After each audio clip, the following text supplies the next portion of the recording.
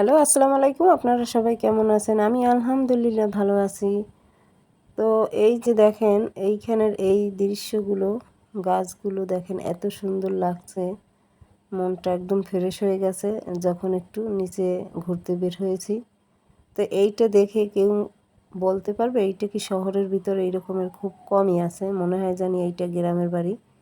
কিন্তু একদমই না, এইখানে হইলো এইটা শহরের বাড়ি আমার বাসার নিচেই পাশে।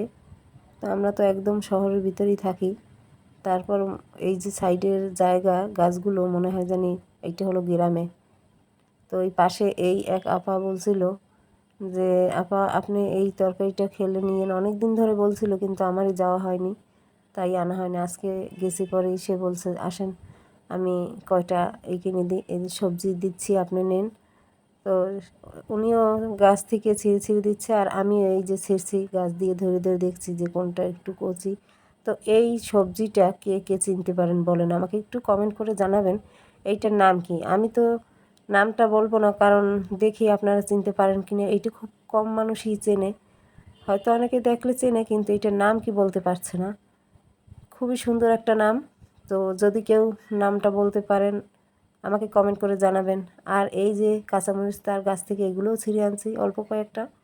আর এই যে বটবটিগুলো, অনেকে বটবটি বলে, লাফা বলে। তো এইগুলো হলো আমাদের গাছের, আমাদের জমিতে হয়েছে। তো এইগুলো নিয়ে আসছে, আমি একটু ভাজি করেছি আর কিছু এইগুলো আছে। এগুলো আমরা খাবো না, এক আপার বাসায় নিয়ে যাব। তো এইগুলো কেমন হয়েছে দেখেন তো। আল্লাহ হাফেজ।